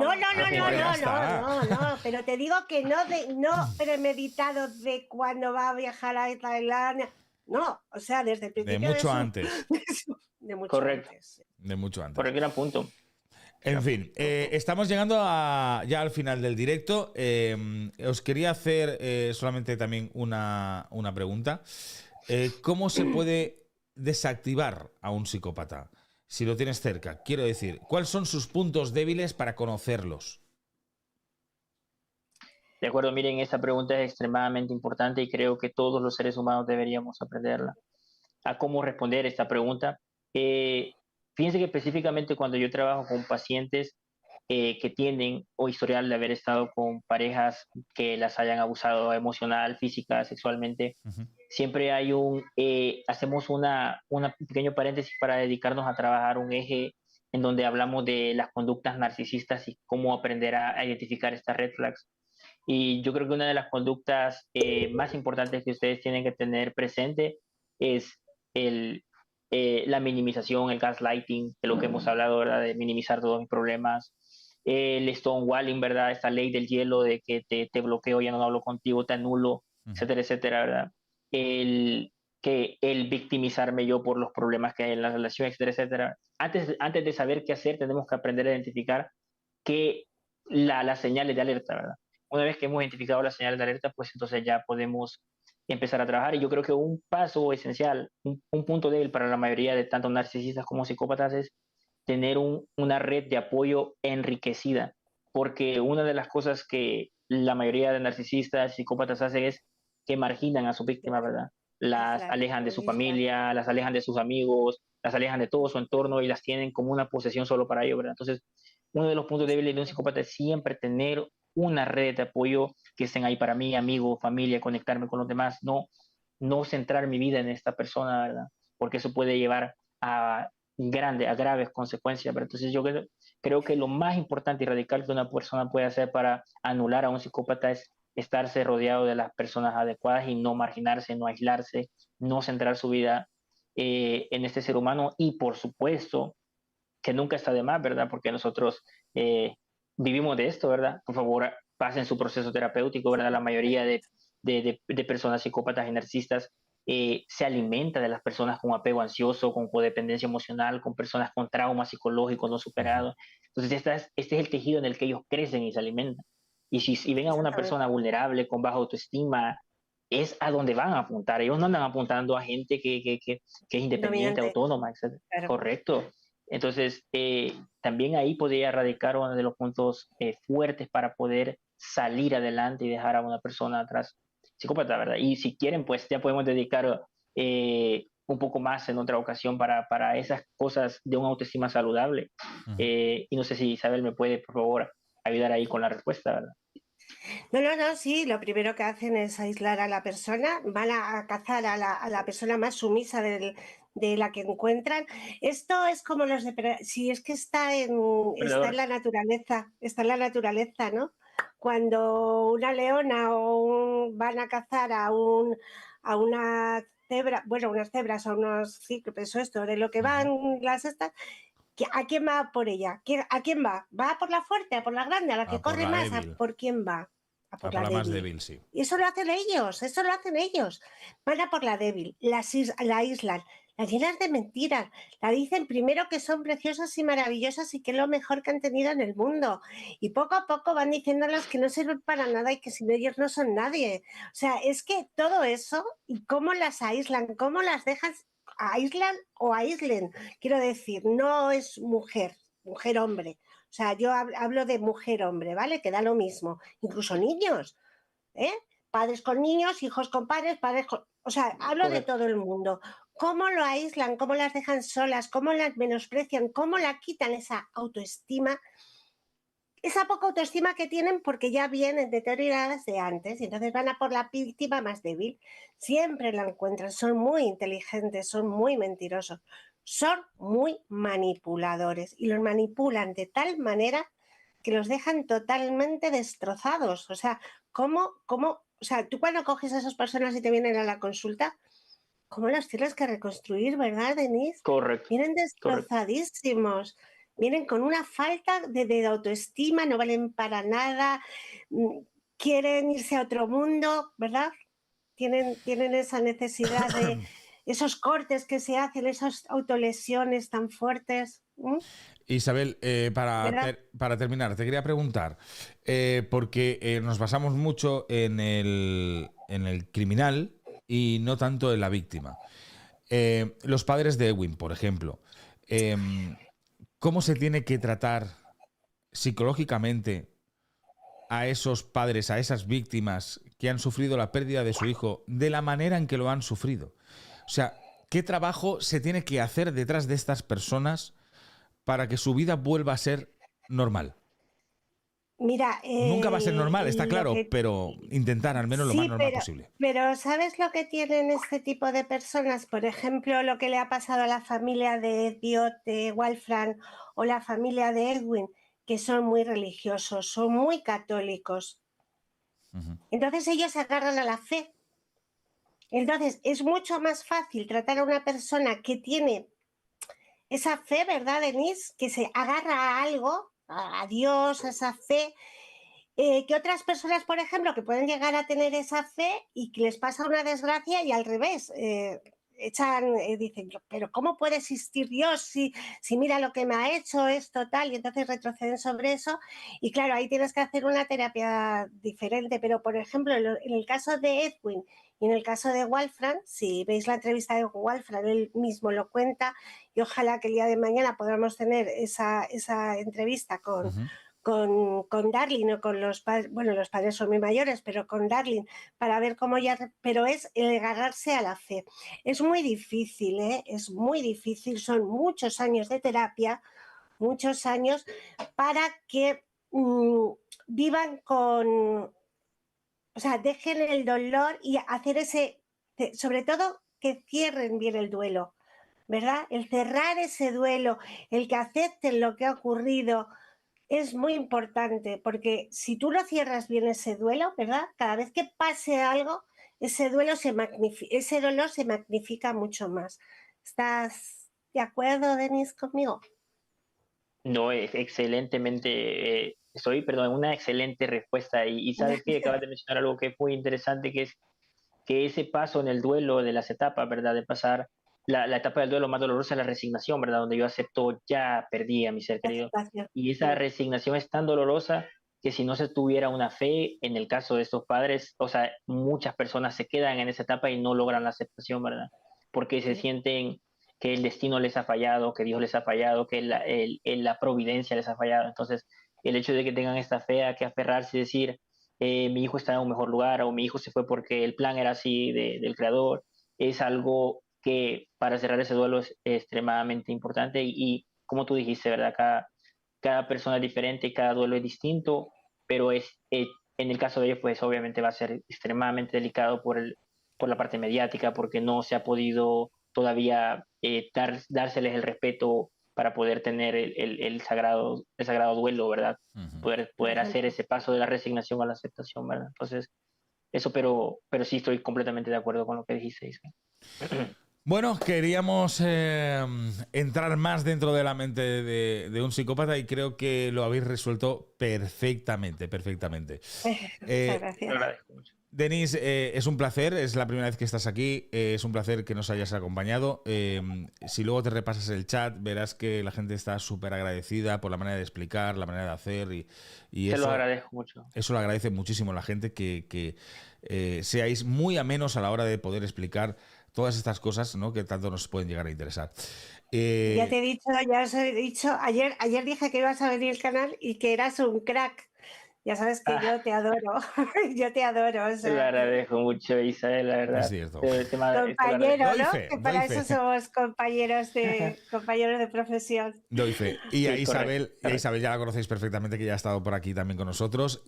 Mañana volverás a estar otro ratito por aquí. Me abono a ti, me abono. Bueno, pero es que mañana es el gran día. Mañana tienes tu... Sí, ay, coño, qué nervios. Mañana es tu primer directo, es tu primera emisión. O sea, es tu gran día. Mañana hay que estar apoyándote a tope. Sí, Denise, espero que aunque no me puedas ver en directo, porque a estas horas estás trabajando, pero luego me puedas ver en diferido. Sí, por a ver supuesto qué que te sí. parece. Por supuesto que sí. Me parece. Y luego genial. ya en Petit Comité me das tu opinión como profesional y compañero. Excelente. Muchas gracias, Daniel, eres Felicidades. maravilloso.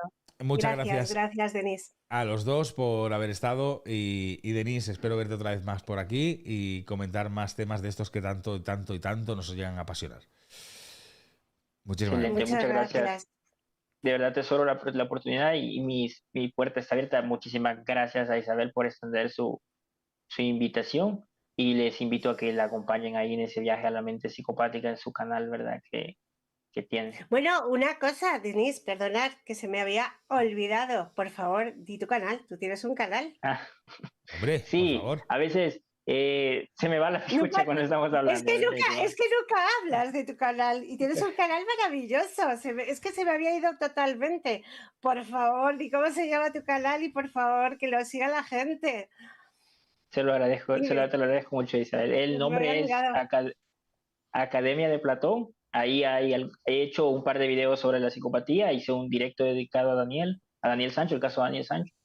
Así que si quieren pues profundizar un poquito más, ahí me dedico más a hablar de temas de ciencia, ¿verdad? No es tanto de la mente criminal como el canal de Isabel, que es muy relevante e importante para esta época, pero estoy seguro que si a ustedes les gusta aprender, preguntarse sobre la conducta humana, pues ahí podemos ver qué aprendemos juntos, ¿verdad? Efectivamente, la Academia de Platón. Estamos enseñándolo ahora está mismo. Muy bien, ¿eh? Está muy bien, ¿eh? El canal está. Te lo agradezco mucho. Lo estamos Me había olvidado porque mira que te lo dije antes. No, sí, acuérdate pero yo de también. Lo del canal. A mí también. sí, no, tantas cosas que estábamos platicando se me fue completamente. Pero muchas gracias por recordarlo, ¿verdad? Historias impresionantes sobre la ciencia, el arte y la literatura. Academia de Platón. Y aquí te podemos ver, correcto. Programa 1, caso Daniel Sancho. El niño asesino, existe el gen de la psicopatía, o sea que es un canal que yo creo que a la gente le va a gustar muchísimo, ¿vale? Sí. Te lo agradezco mucho. Lo estoy enseñando, ¿eh? O sea que ya podéis hacer esa transversabilidad, ir allí también al canal de Denise y suscribiros, claro, y ver sus vídeos y ver un poco lo que nos cuenta y lo que nos explica. Lo dicho, chicos, ha sido un placer. Muchísimas gracias a los dos. Y nos vemos en la próxima. En la próxima que... Mañana te veo. Bueno, a ti sí. A ti te veo mañana. Y a Denise os ha gustado, Denise, cuando tenga tiempo, porque hay que confrontar las horas y los días que él pueda, sí. Pero ya habéis visto que es un crack. No, yo encantado, y saben que me he divertido muchísimo. Casi siempre trato de ser bien técnico, pero les agradezco que los dos hayan hecho bien amena la charla. La verdad que es algo bien bonito que también disfruto con Triun, ¿verdad? Pero cuando tengo a personas igualmente amenas, pues es muy divertido para mí pues poder pasar por acá. Así que encantado. Les mando un gran abrazo a los dos y les agradezco muchísimo, ¿verdad? Un beso enorme. Muchísimas gracias. Un beso a los dos.